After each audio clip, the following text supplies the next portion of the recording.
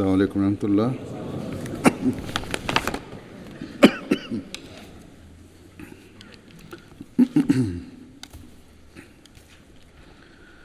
اشہد ان لا الہ الا اللہ وحدہ لا شریک لہ واشہد ان محمدا عبدہ ورسولہ اما بعد فاعوذ باللہ من الشیطان الرجیم بسم اللہ الرحمن الرحیم الحمد للہ رب العالمین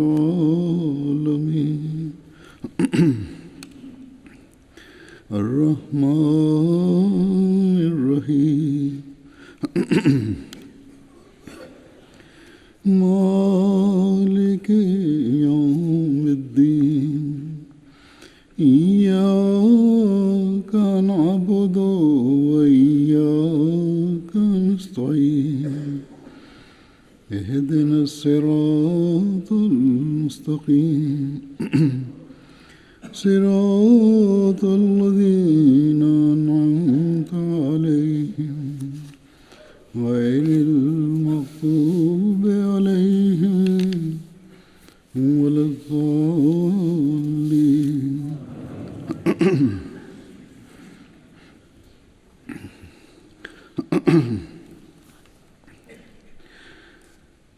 حضرت مسیح موعود علیہ الصلوۃ والسلام کے دعویٰ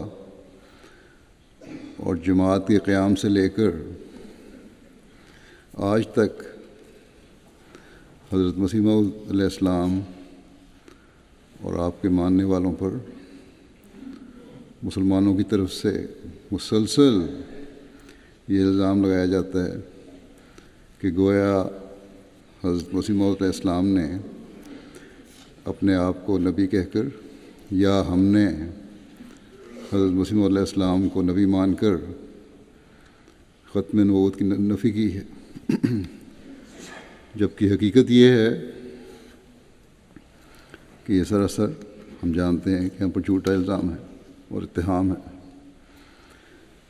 ہم حضرت مسیح علیہ السلام کی تعلیم کے مطابق ہی حضرت صلی اللہ علیہ وسلم کی خاتمیت نبوت کے اس سے زیادہ قائل اور اس کا عملی اظہار کرنے والے اور اپنے دلوں کو حضرت صلی اللہ علیہ وسلم کی محبت سے بھرنے والے اور آپ کے لائے ہوئے دین کو دنیا میں پھیلانے والے ہیں جتنا دوسرے مسلمان فرقے اس کا اظہار کرنے والے اور ماننے والے ہیں، بلکہ دوسرے مسلمانوں نے حضرت صلی اللہ علیہ وسلم کے مقام کو اس کا لاکھواں حصہ بھی نہیں سمجھا جتنا اللہ تعالیٰ کے فضل سے حضرت مسیح موعود علیہ السلام کی تعلیم کی وجہ سے احمدیوں نے سمجھا ہے۔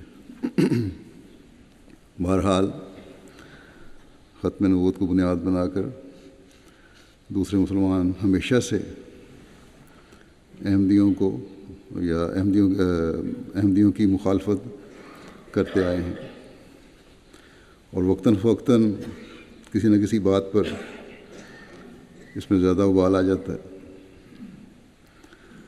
یا نام نہاد علماء اور تنظیموں کی طرف سے مسلمانوں کو اس سلسلے میں بھڑکانے کی کوشش کی جاتی ہے پہلے سے بڑھ کر۔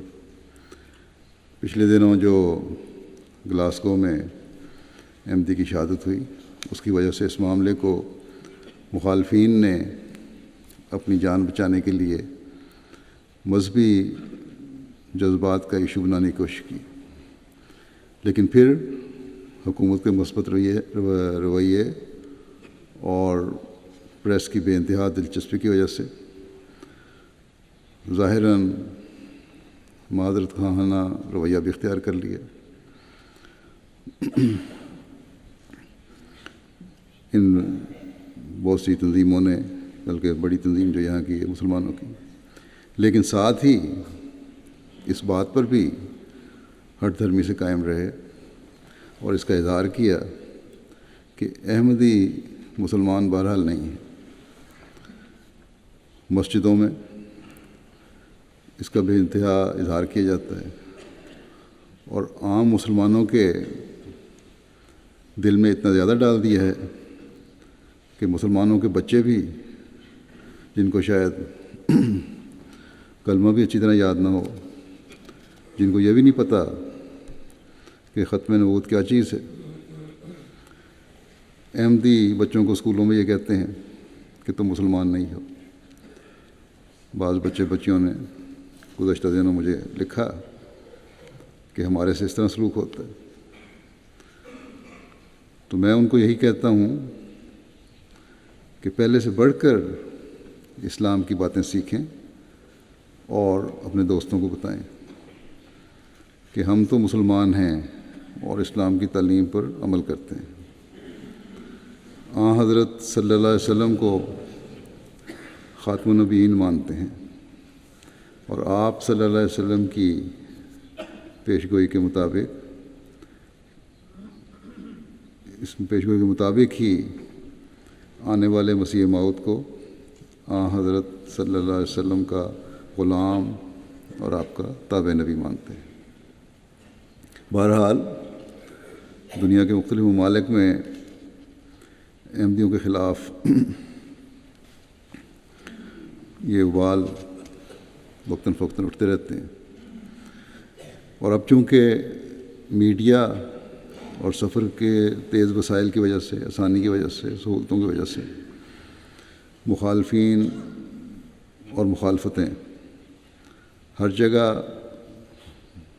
پہنچ جاتی ہیں، اس لیے دنیا کا کوئی ملک بھی اب فساد پیدا کرنے والے نام نہاد مسلمانوں سے محفوظ نہیں ہے۔ افریقہ میں بعض جگہ پہنچ جاتے ہیں، اور جہاں کبھی یہ لوگ پہنچے نہیں تھے اور وہ لوگ لا مذہب تھے یا عیسائی تھے یا مسلمان تھے تو نام نہاد، وہاں جب احمدیوں نے جا کر جماعتیں قائم کی، مسجدیں بنائیں، تو وہاں بھی پہنچ جاتے ہیں کہ یہ مسلمان نہیں۔ تو بہرحال یہ ان کے حملے حربے ہیں، استعمال کرتے رہیں گے، اور اس وجہ سے یہاں کے رہنے والے، یورپ کے رہنے والے بھی جو یہ لوگ یہاں پہنچتے ہیں، اور اسی تعلیم کی وجہ سے جو لوگ اپنی مسجدوں میں اور مدرسوں میں یا گھروں میں اور خاندانوں میں دیتے ہیں، ان کے بچوں کے ذہن بھی زہر آلود ہو رہے ہیں۔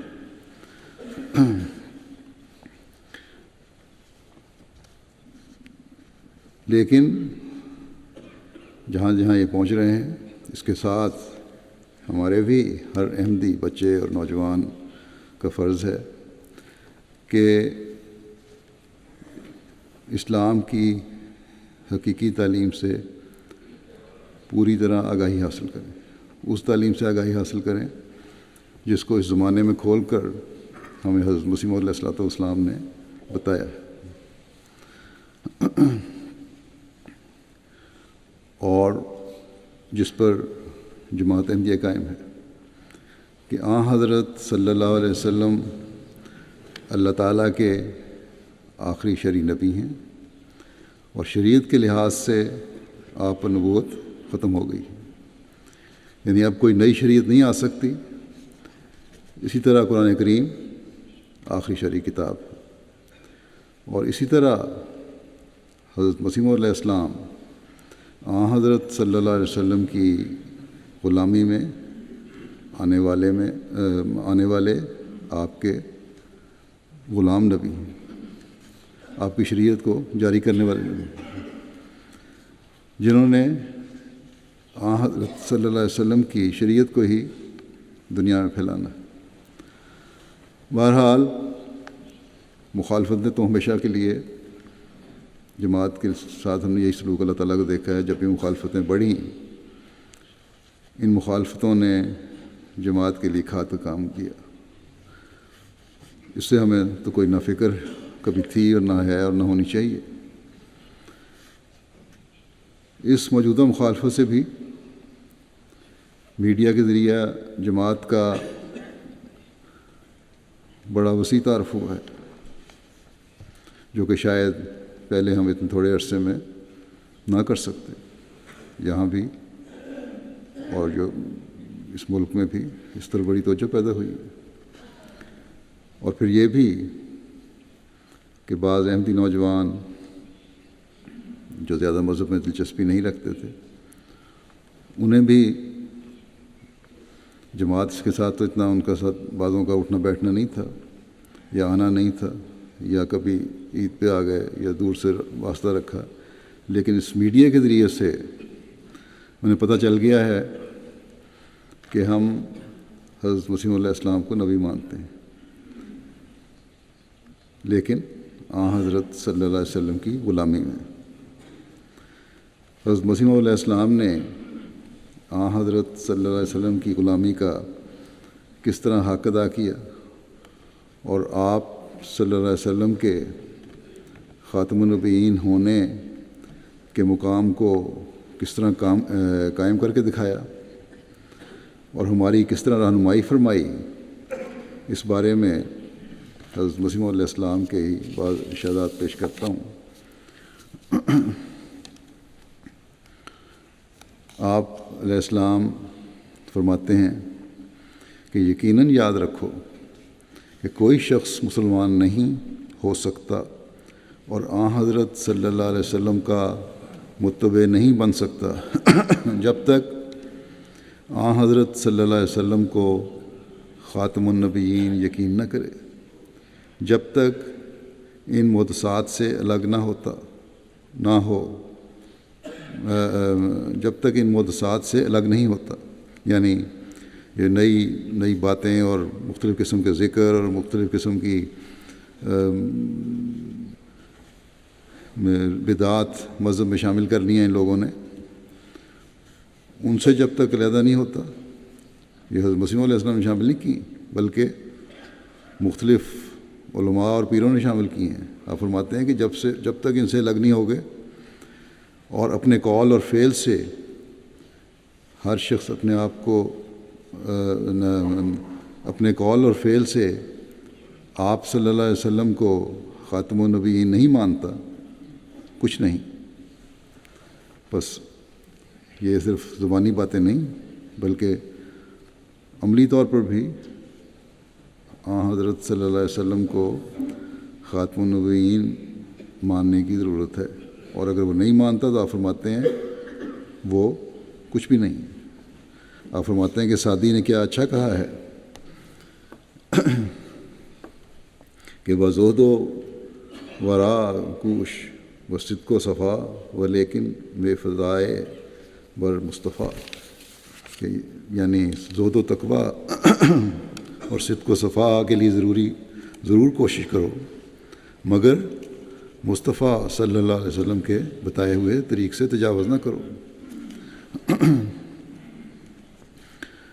آپ فرماتے ہیں کہ ہمارا مدعا جس کے لیے خدا تعالیٰ نے ہمارے دل میں جوش ڈالا ہے یہی ہے کہ صرف رسول اللہ صلی اللہ علیہ وسلم کی نبوت قائم کی جائے جو عبدالعباد کے لیے خدا تعالیٰ نے قائم کی ہے، اور تمام جھوٹی نبوتوں کو پاش کر دیا جائے جو ان لوگوں نے اپنی بدعتوں کے ذریعے سے قائم کی ہیں۔ یہ نئی بدعتیں پیدا کر کے حضرت صلی اللہ علیہ وسلم کی تعلیم سے ہی ہٹے ہوئے ہیں، اصل میں تو یہ نبوت کی مور کو توڑنے والے ہیں۔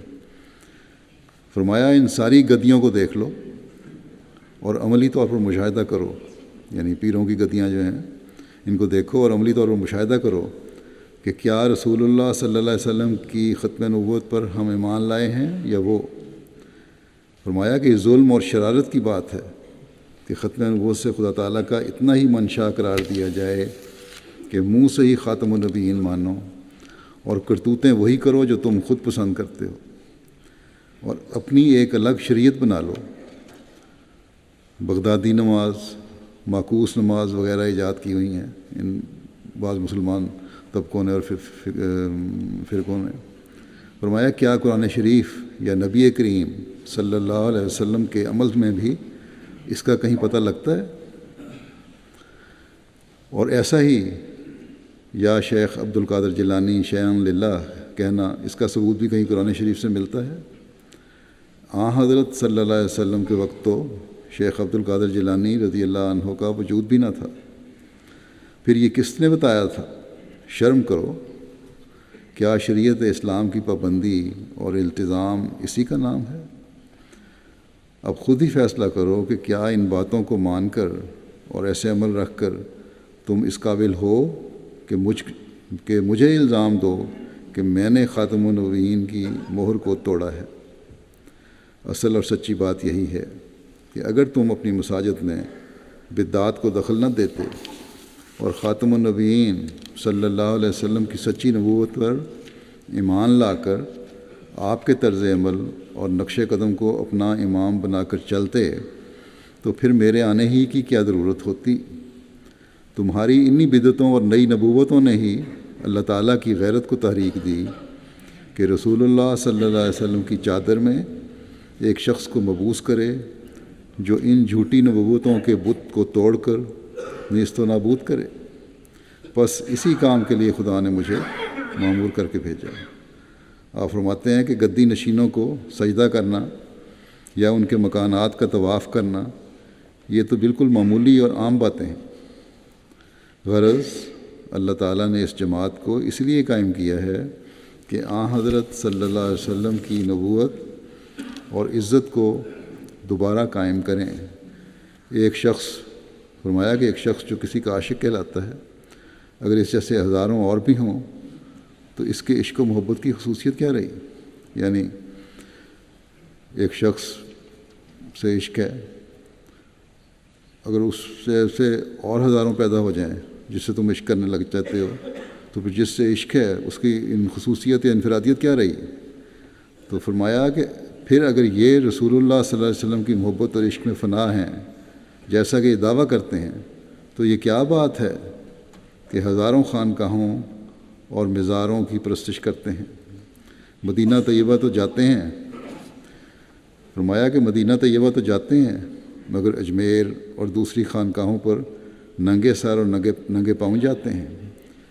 پاک پتن کی کھڑکی میں سے گزر جانا ہی نجات کے لیے کافی سمجھتے ہیں۔ یہ پاکستان اور ہندوستان میں یہ جگہیں ہیں جہاں یہ بزرگ پیدا ہوئے، ان کی قبروں پہ پوجنے والے لوگ ہیں یا وہاں جاتے ہیں۔ فرمایا کہ پاک پتن کی کھڑکی میں سے گزر جانا ہی نجات کے لیے کافی سمجھتے ہیں، کسی عمل کی ضرورت نہیں ہے، صرف اس دروازے میں سے گزر جاؤ، کھڑکی میں سے گزر جاؤ تو ہماری نجات ہو گئی۔ فرمایا کسی نے کوئی جھنڈا کھڑا کر رکھا ہے، کسی نے کوئی اور صورت اختیار کر رکھی ہے۔ ان لوگوں کے عرسوں اور میلوں کو دیکھ کر ایک سچے مسلمان کا دل کانپ جاتا ہے کہ یہ انہوں نے کیا بنا رکھا ہے۔ اگر خدا تعالیٰ کو اسلام کی غیرت نہ ہوتی اور ان الدین عند اللہ الاسلام خدا کا کلام نہ ہوتا اور اس نے نہ فرمایا ہوتا کہ انا نحن نزلنا الذکر و انا لہ لحافظون، تو بے شک آج وہ حالت اسلام کی ہو گئی تھی کہ اس کے مٹنے میں کوئی بھی شبہ نہیں ہو سکتا تھا، مگر اللہ تعالیٰ کی غیرت نے جوش مارا اور اس کی رحمت اور وعدہ حفاظت نے تقاضا کیا کہ رسول اللہ صلی اللہ علیہ وسلم کے بروز کو پھر نازل کرے اور اس زمانے میں آپ کی نبوت کو نئے سرے سے زندہ کر کے دکھاوے۔ چنانچہ اس نے اس سلسلے کو قائم کیا اور مجھے مامور اور مہدی بنا کر بھیجا۔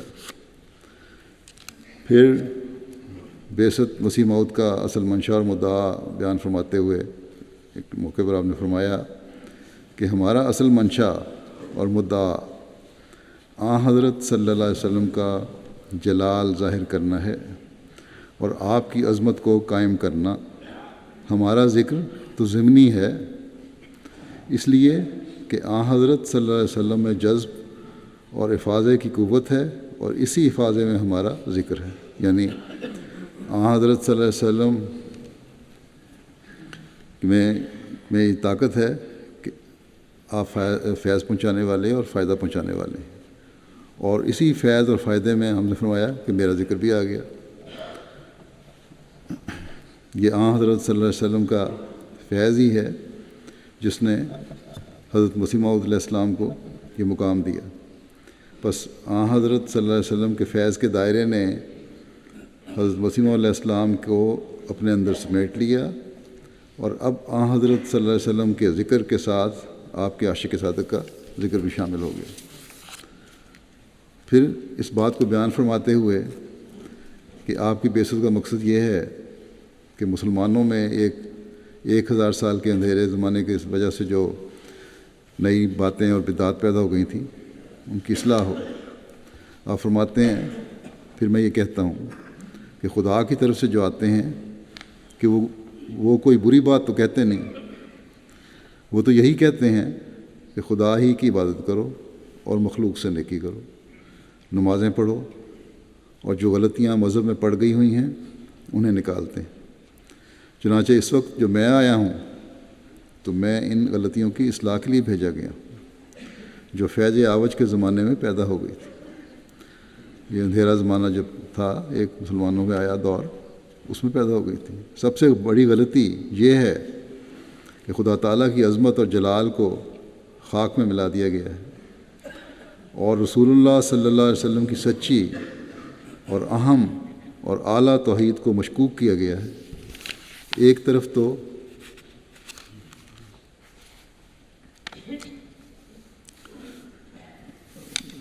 حضرت صلی اللہ علیہ وسلم کی سچی اور اہم اور اعلیٰ تعلیم توحید کو مشکوک کیا گیا ہے، ایک طرف تو عیسائی کہتے ہیں کہ یسوع زندہ ہے اور تمہارے نبی صلی اللہ علیہ وسلم زندہ نہیں ہے، اور وہ اس سے حضرت عیسیٰ کو خدا اور خدا کا بیٹا قرار دیتے ہیں کیونکہ وہ 2000 برس سے زندہ چلے آتے ہیں، نہ زمانے کا کوئی اثر ان پر ہوا۔ دوسری طرف مسلمانوں نے یہ تسلیم کر لیا کہ بے شک مسیح زندہ آسمان پر چلا گیا ہے اور 2000 برس سے اب تک اس طرح موجود ہے، کوئی تغیر و تبدل اس کی حالت اور صورت میں نہیں ہوا، اور رسول اللہ صلی اللہ علیہ وسلم مر گئے۔ میں سچ کہتا ہوں کہ میرا دل کانپ جاتا ہے جب میں ایک مسلمان مولوی کے منہ سے یہ لفظ سنتا ہوں کہ رسول اللہ صلی اللہ علیہ وسلم مر گئے، زندہ نبی کو مردہ رسول قرار دیا گیا۔ اس سے بڑھ کر بے حرمتی اور بے عزتی اسلام کی کیا ہوگی؟ مگر یہ غلطی خود مسلمانوں کی ہے جنہوں نے قرآن شریف کے صریح خلاف ایک نئی بات پیدا کر لی۔ قرآن شریف میں مسیح کی موت کا بڑی وضاحت سے ذکر کیا گیا، لیکن اصل میں اس غلطی کا ازالہ میرے ہی لیے رکھا تھا، کیونکہ میرا نام خدا نے حکم رکھا ہے۔ اب جو اس فیصلے کے لیے آوے وہی اس غلطی کو نکالے۔ دنیا نے اس کو قبول نہ کیا، پر خدا اس کو قبول کرے گا اور بڑے زور آور حملوں سے اس کی سچائی ظاہر کر دے گا۔ اس قسم کی باتوں نے دنیا کو بڑا نقصان پہنچایا، یہ جو لوگ کرتے ہیں۔ فرمایا کہ مگر اب وقت آ گیا ہے کہ یہ سب جھوٹ ظاہر ہو جائے۔ خدا تعالیٰ نے جس کو حکم کر کے بھیجا ہے اس سے یہ باتیں مخفی نہیں رہ سکتی۔ بھلا دائی سے پیٹ چھپ سکتا ہے؟ قرآن نے صاف فیصلہ کر دیا ہے کہ آخری خلیفہ مسیح موعود ہوگا اور وہ آ گیا ہے۔ اب بھی اگر کوئی اس پر لکیر کا فقیر رہے گا جو فیض آوج کے زمانے کی ہے تو وہ نہ صرف خود نقصان اٹھائے گا بلکہ اسلام کو نقصان پہنچانے والا قرار دیا جائے گا۔ اور حقیقت میں اس غلط اور ناپاک عقیدے نے لاکھوں آدمیوں کو مرتد کر دیا ہے۔ اس اصول نے اسلام کی سخت ہتک کی اور رسول اللہ صلی اللہ علیہ وسلم کی توہین۔ جب یہ مان لیا کہ مردوں کو زندہ کرنے والا، آسمان پر جانے والا، آخری انصاف کرنے والا یسوع مسیحی ہے، تو پھر ہمارے نبی کریم صلی اللہ علیہ وسلم تو معاذ اللہ کچھ بھی نہ ہوئے، حالانکہ ان کو رحمت للعالمین کہا گیا اور وہ کافت الناس کے لیے رسول ہو کر آئے۔ خاتم النبیین وہی ہوئے۔ ان لوگوں کا جنہوں نے مسلمان کہلا کر ایسے بیہودہ عقیدے رکھتے ہیں، یہ بھی مذہب ہے کہ اس وقت جو پرندے موجود ہیں ان میں کچھ مسیح کے ہیں اور کچھ خدا تعالیٰ کے، نعوذ باللہ من ذالک۔ میں نے ایک بار ایک معاہد سے سوال کیا کہ اگر اس وقت 2 جانور پیش کیے جاویں اور پوچھا جاوے کہ خدا کا کون سا ہے اور مسیح کا کون سا ہے، تو اس نے جواب دیا کہ مل جل ہی گئے ہیں۔ اب میں حضرت مسیح علیہ السلام کے بعض ارشادات اور واقعات پیش کرتا ہوں جن میں آپ کی سیرت کے بعض پہلو اجاگر ہوتے ہیں، اور پھر پتہ چلتا ہے کہ آپ اپنے آقا و مطاع حضرت محمد رسول اللہ صلی اللہ علیہ وسلم کے مقام و مرتبہ کو صرف علمی اور عقلی رنگ میں ثابت کرنے والے نہیں تھے، بلکہ اسلام کی تعلیم کا عملی اظہار بھی آپ کی تعلیم اور عمل سے ہوتا ہے۔ ایک دفعہ ایک شخص عبدالحق نامی نوجوان تھا، کالج کا اسٹوڈنٹ، جو پہلے مسلمان تھے پھر عیسائی ہو گئے۔ جیسے انہوں نے ذکر کیا کہ بہت سے لوگ اسلام چھوڑ گئے، عیسائی ہو گئے انہی باتوں سے، یہ بھی ان میں سے تھا، عیسائی ہو گیا۔ حق کی تلاش میں یا ویسے ہی علمی تحقیق کے لیے قادیان آیا اور حضرت اقدس مسیح علیہ السلام کے پاس کچھ دیر ٹھہرے۔ مختلف ملاقاتوں میں آپ علیہ السلام ان کو مسائل بیان فرماتے تھے۔ ایک دن انہوں نے کہا کہ ایک عیسائی کے سامنے جب آپ کا نام لیا تو اس نے آپ کو گالی دی۔ اس نوجوان نے کہا، کہنے لگا مجھے یہ بڑا ناگوار گزرا۔ اس بات کو سن کر حضرت مسیح علیہ السلام نے جواب دیا، وہ آپ کے اعلیٰ اخلاق کا اظہار کرتا ہے۔ کس طرح آپ نے فرمایا کہ گالیاں دیتے ہیں، اس کی تو مجھے پرواہ نہیں ہے۔ بہت سے خطوط گالیوں کے آتے ہیں جن کا مجھے محصول بھی دینا پڑتا ہے، اور کھولتا ہوں تو گالیاں ہوتی ہیں۔ اشتہاروں میں گالیاں دی جاتی ہیں، آج کل بھی یہی حال ہے، پاکستان میں بڑے بڑے اشتہار لگتے ہیں، اور اب تو کھلے لفافوں اور گالیاں لکھ کر بھیجتے ہیں۔ مگر ان باتوں سے کیا ہوتا ہے؟ اور خدا کا نور کہیں بجھ سکتا ہے؟ ہمیشہ نبیوں اور راست بازوں کے ساتھ ناشکروں نے یہی سلوک کیا ہے۔ ہم جس کے نقش قدم پر آئے ہیں، مسیح ناصری، اس کے ساتھ کیا ہوا؟ کیونکہ عیسائی ہو گئے تھے، اس لیے مسیح کی مثال پیش کی کہ ان کے ساتھ بھی تو یہ ہوا تھا، گالیاں دی جاتی ہیں، ظلم ہوا، صلیب پر بھی چڑھایا گیا۔ پھر فرمایا کہ اور ہمارے نبی کریم صلی اللہ علیہ وسلم کے ساتھ کیا ہوا؟ اب تک ناپاک طبع لوگ گالیاں دیتے ہیں۔ میں تو بنی نوع انسان کا حقیقی خیر خواہ ہوں۔ جو مجھے دشمن سمجھتا ہے وہ خود اپنی جان کا دشمن ہے۔ جیسا کہ میں نے کہا کہ یہ عبدالحق نامی شخص کئی دن وہاں اور آپ کے ساتھ گفتگو چلتی رہی، اور آپ ان کے مختلف سوالوں کے جواب بھی دیتے رہے۔ ایک دن حضرت مسیح علیہ السلام نے انہیں فرمایا کہ میں آپ کو بار بار یہی کہتا ہوں کہ جب تک آپ کی سمجھ میں کوئی بات نہ آوے اسے آپ بار بار پوچھیں، ورنہ یہ اچھا طریق نہیں ہے کہ ایک بات کو آپ سمجھیں نہیں اور کہہ دیں کہ ہاں سمجھ لیا۔ اس کا نتیجہ برا ہوتا ہے۔ تو یہ آپ کا حوصلہ تھا، بار بار آپ کہتے تھے پوچھو۔ آپ علیہ السلام کی ایک تڑپ تھی کہ لوگوں پر حق کھلے اور وہ اسے قبول کریں۔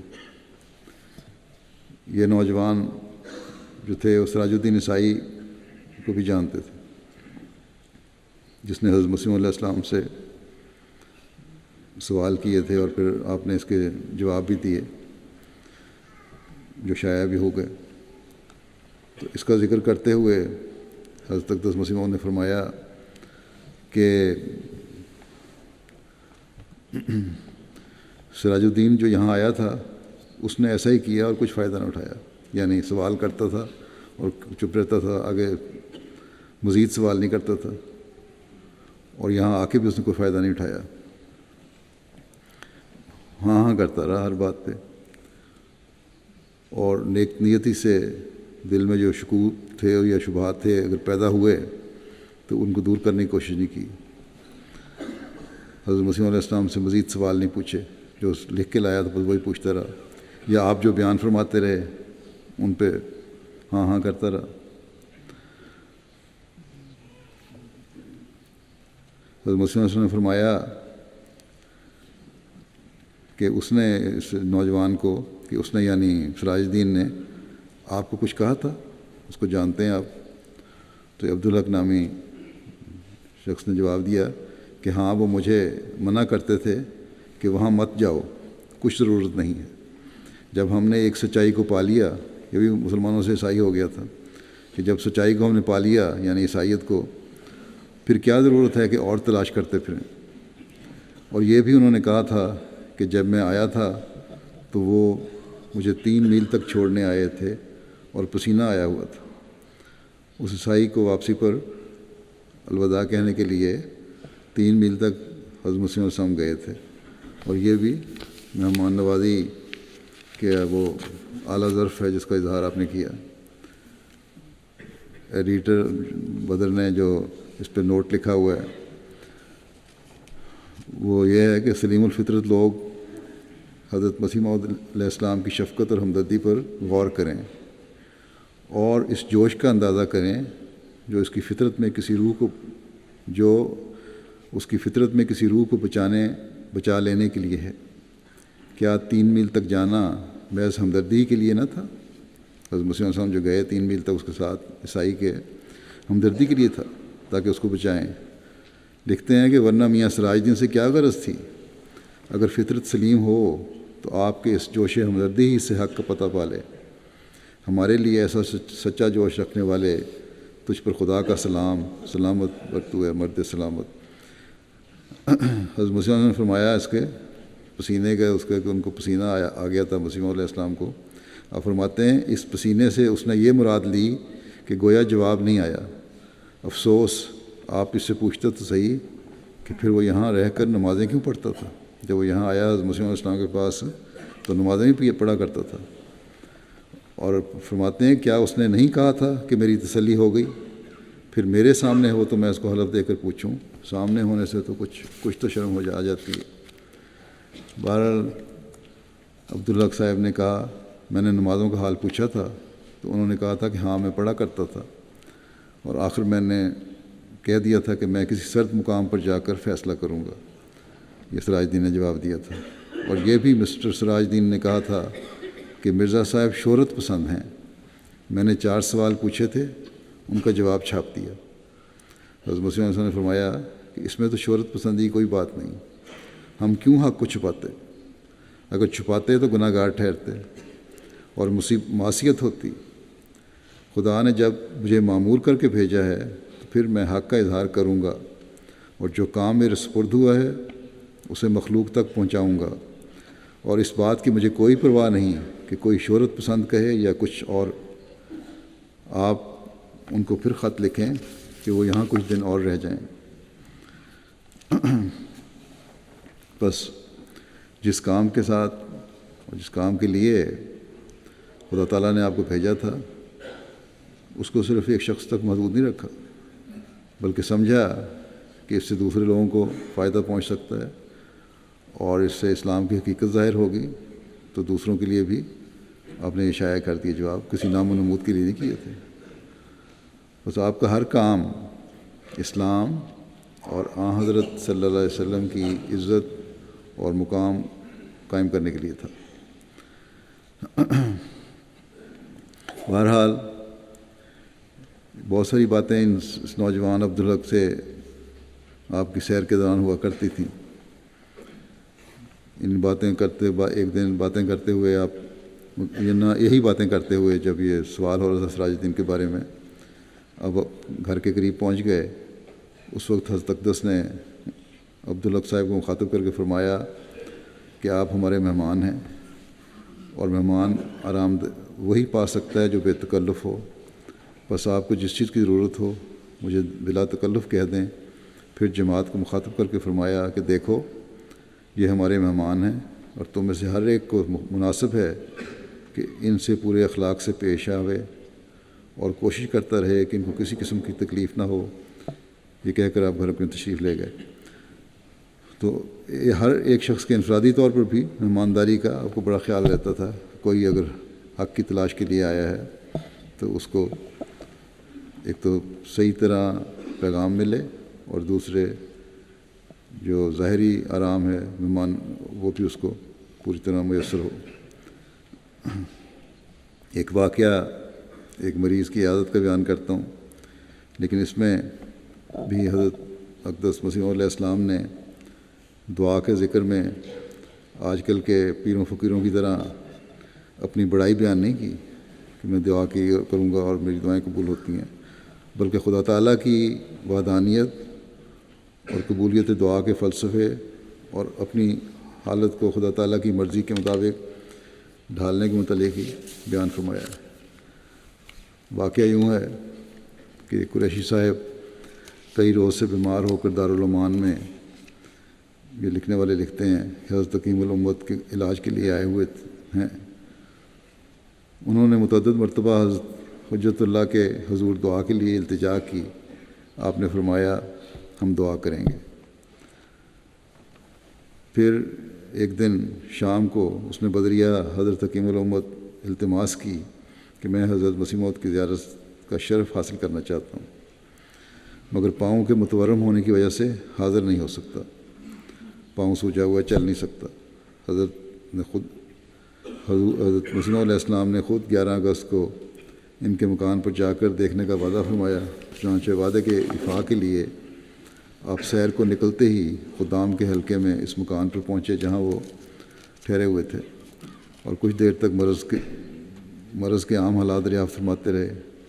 اس کے بعد بطور تبلیغ فرمایا کہ تبلیغ کا کوئی پہلو بھی آپ ہاتھ سے نہیں جانے دیتے تھے اور اسلام کی حقیقی تعلیم بھی بتانا چاہتے تھے۔ فرمایا کہ میں نے دعا کی ہے، پیغام تمہارے مل رہے تھے، میں نے دعا کی ہے، مگر اصل بات یہ ہے کہ نری دعائیں کچھ نہیں کر سکتی ہیں جب تک اللہ تعالیٰ کی مرضی اور امر نہ ہو۔ اہل حاجت لوگوں کو کس قدر تکالیف ہوتی ہیں، مگر حاکم کے ذرا کہہ دینے اور توجہ کرنے سے وہ دور ہو جاتی ہیں۔ جو بعض لوگ ضرورت مند ہوتے ہیں اپنی تکلیفیں لے کے حاکم وقت کے پاس جاتے ہیں اور اس کی توجہ اور مدد سے وہ دور ہو جاتی ہیں۔ اسی طرح پر اللہ تعالیٰ کے امر سے سب کچھ ہوتا ہے۔ میں دعا کی قبولیت کو اس وقت محسوس کرتا ہوں جب اللہ تعالیٰ کی طرف سے امر اور اذن ہو، کیونکہ اس نے ادعونی تو کہا ہے مگر استجب لکم بھی ہے، یعنی میں تمہاری سنوں گا۔ جب کہتا ہے اللہ تعالیٰ، اس سننے میں حکم اور اذن کی شرائط ساتھ ہیں، اور اس کے لیے خدا تعالیٰ کی بات کو ماننا اور اس کی عبادت کرنا بھی شرط ہے۔ آپ نے فرمایا کہ ضروری بات ہے کہ بندہ اپنی حالت میں ایک پاک تبدیلی کرے اور اندر ہی اندر خدا تعالیٰ سے صلح کر لے، اور یہ معلوم کرے کہ وہ دنیا میں کس غرض کے لیے آیا ہے اور کہاں تک اس غرض کو پورا کرنے کی کوشش کی ہے۔ جب تک انسان اللہ تعالیٰ کو سخت ناراض نہیں کرتا اس وقت تک کسی تکلیف میں مبتلا نہیں ہوتا، لیکن اگر انسان تبدیلی کر لے تو خدا تعالیٰ پھر رجوع برحمت ہوتا ہے۔ اس وقت طبیب کو سوجھ جاتی ہے، یعنی اللہ تعالیٰ رجوع برحمت ہوتا ہے تو ڈاکٹر کو بھی صحیح طرح اس کی مرض کو تشخیص کرنے کی صلاحیت دے دیتا ہے، علم دے دیتا ہے۔ فرمایا خدا تعالیٰ پر کوئی امر مشکل نہیں، بلکہ اس کی تو شان ہے کہ انما امرہ اذا اراد شیئا ان یقول لہ کن فیکون، کہ اس کا یہ حکم ہی کافی ہے کہ جب وہ کسی چیز کا ارادہ کرتا ہے تو وہ اسے کہہ دیتا ہے کہ ہو جا تو ہونے لگتی ہے۔ فرمایا کہ ایک بار میں نے اخبار میں پڑھا تھا کہ ایک ڈپٹی انسپکٹر پینسل سے ناخن کا میل نکال رہا تھا جس سے اس کا ہاتھ ورم کر گیا۔ آخر ڈاکٹر نے ہاتھ کاٹنے کا مشورہ دیا۔ اس نے معمولی بات سمجھی، نتیجہ یہ ہوا کہ وہ ہلاک ہو گیا، فوت ہو گیا۔ اسی طرح ایک دفعہ میں نے فرمایا کہ میں نے پینسل کو ناخن سے بنایا۔ دوسرے دن جب میں سیر کو گیا تو مجھے اسی ڈپٹی انسپکٹر کا خیال آیا اور ساتھ ہی میرا ہاتھ ورم کر گیا۔ میں نے اسی وقت دعا کی اور الہام ہوا، اور پھر دیکھا تو ہاتھ بالکل درست تھا اور کوئی ورم یا تکلیف نہ تھی۔ غرض یہ بات ہے کہ خدا تعالیٰ جب اپنا فضل کرتا ہے تو کوئی تکلیف باقی نہیں رہتی، مگر اس کے لیے ضروری شرط ہے کہ انسان اپنے اندر تبدیلی کرے۔ پھر جس کو وہ دیکھتا ہے کہ یہ نافع وجود ہے تو اس کی زندگی میں ترقی دے دیتا ہے. یعنی اللہ تعالیٰ جس کو دیکھتا ہے کہ اس سے وجود نافع ہے، اس سے نفع پہنچنے والا ہے، فائدہ پہنچتا ہے دنیا کو، تو اس کی زندگی میں ترقی دے دیتا ہے. بعض استثناء بھی ہوتے ہیں لیکن عموم یہ ہے اللہ تعالیٰ کا سلوک. فرمایا کہ ہماری کتاب میں اس کی بابت صاف لکھا ہے، وَأَمَّا مَا يَنْفَعُ النَّاسَ فَيَمْكُثُ فِي الْأَرْضِ.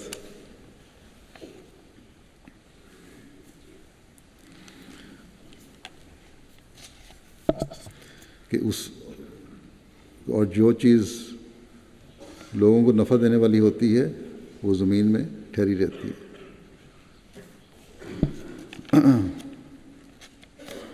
وَأَمَّا مَا يَنْفَعُ النَّاسَ فَيَمْكُثُ فِي الْأَرْضِ. فرمایا کہ ایسا ہی پہلی کتابوں سے پایا جاتا ہے. تشکیل نبی کتاب میں بھی درج ہے. فرماتے ہیں کہ انسان بہت بڑے کام کے لیے بھیجا گیا ہے، لیکن جب وقت آتا ہے اور وہ اس کام کو پورا نہیں کرتا تو خدا اس کا کام تمام کر دیتا ہے. خادم کو ہی دیکھ لو کہ جب وہ ٹھیک کام نہیں کرتا تو آقا اس کو الگ کر دیتا ہے. پھر خدا تعالیٰ اس وجود کو کیوں کر قائم رکھے جو اپنے فرض کو ادا نہیں کرتا. فرماتے ہیں کہ ہمارے مرزا صاحب یعنی حضرت مسیح موعود علیہ السلام کے والد مرحوم مغفور 50 برس تک علاج کرتے رہے. ان کا قول تھا کہ ان کو کوئی حکمی نسخہ نہیں ملا. سچ یہی ہے کہ خدا تعالیٰ کے اذن کے بغیر ہر ایک ذرہ جو انسان کے اندر جاتا ہے کبھی مفید نہیں ہو سکتا. توبہ و استغفار بہت کرنی چاہیے تا خدا تعالیٰ اپنے فضل کرے. جب خدا تعالیٰ کا فضل آتا ہے تو دعا بھی قبول ہوتی ہے. خدا نے یہی فرمایا ہے کہ دعا قبول کروں گا، اور کبھی کہا کہ میری قضاء و قدر مانو. اس لیے میں تو جب تک اذن نہ ہو لے کم امید قبولیت کی کرتا ہوں. بندہ نہایت ہی ناتواں اور بے بس ہے، بس خدا کے فضل پر نگاہ رکھنی چاہیے. پھر آپ نے ہمیں حقوق اللہ اور حقوق العباد کی طرف حقیقی اسلامی تعلیم کے مطابق رہنمائی فرمائی اور اپنا نمونہ اس طرح قائم فرمایا جس طرح آپ نے اپنے آقا و مدعا حضرت محمد رسول اللہ صلی اللہ علیہ وسلم سے سیکھا، اور آپ کو دیکھا اور آپ سے سیکھا. آپ فرماتے ہیں کہ اللہ تعالیٰ کے حقوق میں سب سے بڑا حق یہی ہے کہ اس کی عبادت کی جاوے، اور یہ عبادت کسی غرض ذاتی پر مبنی نہ ہو، بلکہ اگر دوزخ اور بہشت نہ بھی ہوں تب بھی اس کی عبادت کی جاوے. اور اس ذاتی محبت میں جو مخلوق کو اپنے خالق سے ہونی چاہیے کوئی فرق نہ آوے.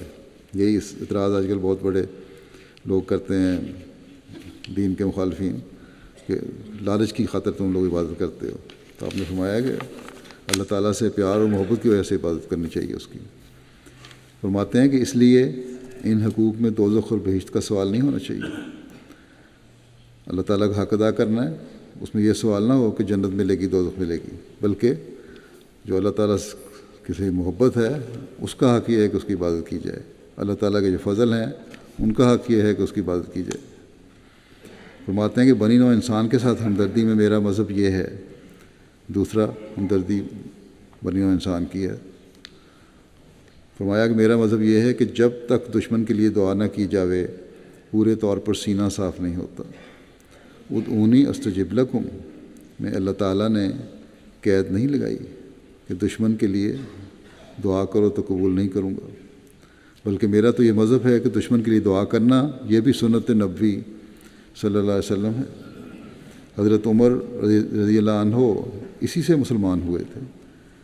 حضرت صلی اللہ علیہ وسلم کے لیے حضرت صلی اللہ علیہ وسلم آپ کے لیے اکثر دعا کیا کرتے تھے.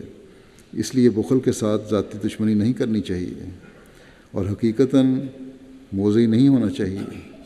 شکر کی بات ہے کہ ہمیں اپنا کوئی دشمن نظر نہیں آتا جس کے واسطے 2-3 مرتبہ دعا نہ کی ہو. ایک بھی ایسا نہیں، اور یہی میں تمہیں کہتا ہوں اور سکھاتا ہوں. خدا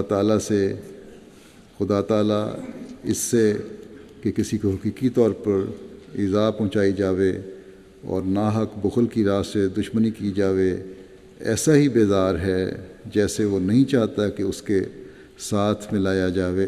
یعنی ناجائز دشمنیاں اور دوسرے کو تکلیف دینا پھر ناجائز طور پر دشمنی کی وجہ سے بھی اللہ تعالیٰ کو سخت ناپسند ہے، اسی طرح جس طرح اس کا کوئی شریک ٹھہرایا جاتا ہے۔ فرمایا کہ ایک جگہ وہ فصل نہیں چاہتا اور ایک جگہ وصل نہیں چاہتا، یعنی ایک جگہ وہ جدائی نہیں چاہتا، ایک جگہ ملنا نہیں چاہتا، یا وہ مقام نہیں چاہتا جو ملنے کا ہو۔ فرمایا کہ یعنی بنی نوع کا باہمی فصل اور اپنا کسی غیر کے ساتھ وصل۔ بنی نوع انسان آپس میں جو ہیں وہ آپس میں علیحدہ ہوں، جھگڑے ہوں، فساد ہوں، ایک کا منہ اس طرف ہو اور دوسرے کا منہ اس طرف ہو، یہ اللہ تعالیٰ نہیں چاہتا، یہ فصل ہے۔ اور اپنا کسی غیر کے ساتھ وصل، اور اللہ تعالیٰ کو ساتھ کسی کو جوڑنا، کسی کو ملانا، اس کے برابر ٹھہرانا، شریک ٹھہرانا، یہ وصل ہے۔ اللہ تعالیٰ اپنے لیے یہ نہیں چاہتا۔ انسانوں کو ایک دوسرے سے جدائی نہیں چاہتا، اور یہ چاہتا ہے کہ آپس میں مل جل کے رہیں، محبت اور پیار سے رہیں، ایک ہو کر رہیں، اور اپنے آپ کو برابر سمجھیں۔ اور اپنے لیے اللہ تعالیٰ چاہتا ہے کہ وہ واحد ہے، یگانہ ہے، اس کا کسی کو شریک نہ ٹھہرایا جائے۔ فرمایا اور یہ وہی راہ ہے کہ منکروں کے واسطے بھی دعا کی جاوے، اس سے سینہ صاف اور انشراح صدر پیدا ہوتا ہے اور ہمت بلند ہوتی ہے۔ اس لیے جب تک ہماری جماعت یہ رنگ اختیار نہیں کرتی، اس میں اور اس کے غیر میں پھر کوئی امتیاز نہیں ہے۔ میرے نزدیک یہ ضروری امر ہے کہ جو شخص ایک کے ساتھ دین کی راہ سے دوستی کرتا ہے، اس کے عزیزوں سے کوئی ادنا درجے کا ہے تو اس کے ساتھ نہایت رفق اور ملائمت سے پیش آنا چاہیے اور ان سے محبت کرنی چاہیے، کیونکہ خدا کی یہ شان ہے، بداں را بنیکاں ببخشت کریم، کہ بدوں کو بھی نیکوں کے ساتھ خداوند کریم بخش دیتا ہے۔ بس تم جو میرے ساتھ تعلق رکھتے ہو، تمہیں چاہیے کہ تم ایسی قوم بنو جس کی نسبت آیا ہے کہ فَإِنَّهُمْ قَوْمٌ لَا يَشْقَىٰ جَلِيسُهُمْ، یعنی وہ ایسی قوم ہے کہ ان کا ہم جلیس بدبخت نہیں ہوتا۔ یہ خلاصہ ہے ایسی تعلیم کا جو تخلق و باخلاق اللہ میں پیش کی گئی ہے۔ بس یہ چند باتیں ہیں جو میں نے بیان کی ہیں اس بہت بڑے عظیم ذخیرے میں سے، جو آپ نے ہمارے سامنے صحیح اسلامی تعلیم اور حضرت صلی اللہ علیہ وسلم کے اسوہ کے مطابق رکھا ہے، جس سے ظاہر ہوتا ہے کہ آپ علیہ السلام نے ہی حضرت صلی اللہ علیہ وسلم اور قرآنی تعلیم کو اپنانے اور اپنے اوپر لاگو کرنے کا حق ادا کیا ہے۔ ختم نبوت کا صرف نعرہ نہیں لگایا، بلکہ آپ کا ہر قول و فعل اپنے آقا و مطاع کی اتباع میں تھا، اور اسی تعلیم اور اسی شریعت کو ہی قائم کرنے کی آپ کو تڑپ تھی، تاکہ دنیا کے کو پتہ چلے کہ یہ خصوصی تعلیم جو حضرت صلی اللہ علیہ وسلم کو اتری ہے، یہی اصلی نجات ہے۔ اور اپنے ماننے والوں کو بھی آپ نے اس پر عمل کرنے کی نصیحت اور ہدایت فرمائی۔ اللہ تعالیٰ ہمیں حضرت مسیح علیہ السلام کی جماعت میں شامل ہونے کا حق ادا کرنے کی توفیق عطا فرمائے، جہاں عملی نمونے قرآن و سنت کے مطابق قائم کرنے کی توفیق دے، وہاں حضرت صلی اللہ علیہ وسلم کے مقام و مرتبہ کا صحیح ادراک بھی ہمیں عطا فرمائے، اور اسلام کی حقیقی تصویر ہم دنیا کو دکھانے والے ہوں۔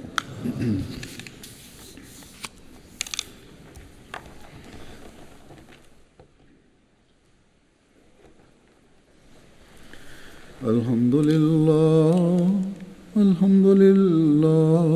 نحمده ونستعینه ونستغفره ونؤمن به ونتوکل علیہ ونعوذ باللہ من شرور انفسنا ومن سیئات اعمالنا، من يهده الله فلا مضل له ومن يضلل فلا هادي له، ونشهد أن لا إله إلا الله ونشهد أن محمدا عبده ورسوله عباد الله رحمكم الله إن الله يأمر بالعدل والإحسان وإيتاء ذي القربى